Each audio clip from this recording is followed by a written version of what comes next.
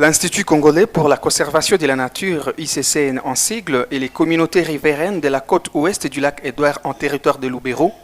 viennent de se mettre d'accord depuis ce mardi 23 novembre 2021 à Goma sur l'approbation portant mesures d'accompagnement des récoltes de produits champêtres se trouvant dans les entités de Ndouali, Tchanika et ses environs, tel qu'annoncé par l'ICCN dans sa décision de mise en œuvre de mesures d'urgence alimentaires et publiée le 19 novembre au dernier sous la médiation de l'administrateur du territoire militaire de Lubero, le colonel Ndonda Mandongo Dona. La rencontre d'aujourd'hui, c'était pour échanger un peu sur la problématique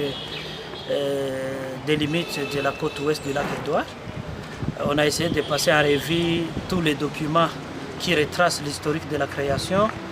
On a essayé un peu de passer en revue la loi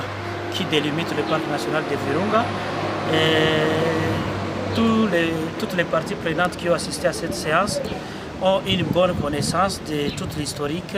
qui explique la création du parc national de Virunga, mais aussi la loi qui le délimite. Ce qui est prévu, c'est plutôt récolter les cultures qui ont été installées dans ces zones-là. En attendant, il n'y aura pas de nouveau labour, mais les communautés vont adresser auprès du gouvernement une lettre pour demander que leurs terres qui étaient cédées au profit du parc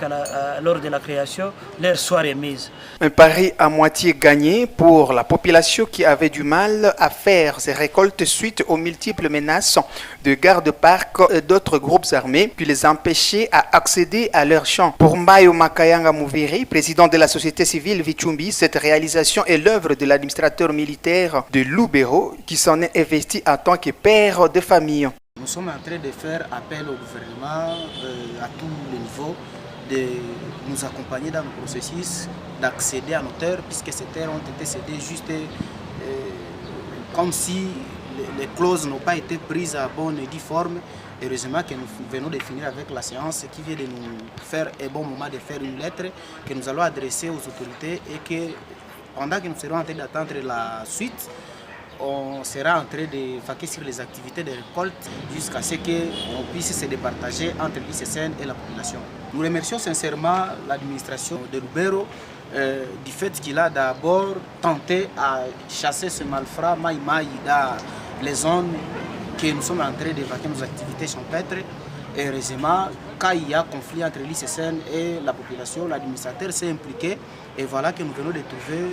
une petite solution qui va peut-être nous arranger au fur et à mesure que l'on sera en train d'attendre la décision finale. De ce côté, le numéro 1 du territoire de Lubero, colonel Ndonda Mandongo Dona, tient à remercier l'ICCN qui est parvenu à écouter les doléances de sa base. Il promet respecter les compromis entre les deux parties. Nous venons de louer un peu vraiment la courtoisie de l'ICCN parce qu'il venait d'accepter tout à l'heure là que les récoltes qui étaient déjà mises au niveau des champs de nos concitoyens au niveau des Kamanes, que les récoltes seront récoltées à partir de demain. Et que donc aujourd'hui, il nous donne la faveur d'adresser notre correspondance et de faire diligence pour que cette correspondance arrive le plus tôt possible aux concernés pour qu'ils nous réservent une réponse favorable. Nous sommes dans un état de droit, on ne peut pas aller au-delà de ce qui a été écrit. Et que donc la démarche, nous avons demandé à ce que la population puisse venir accompagner l'administrateur, faire le plaidoyer le plus tôt possible pour que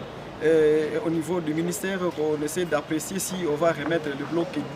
12 et 13 en demain de la population. Tenez, c'est dans une rencontre conjointe entre l'ICCN, l'administrateur du territoire militaire de Lubero, ainsi que la délégation des communautés riveraines de la côte ouest du lac Édouard en territoire de Lubero, que les communiqués contenant les accords a été signé et mis en application à partir de mercredi 24 novembre 2021.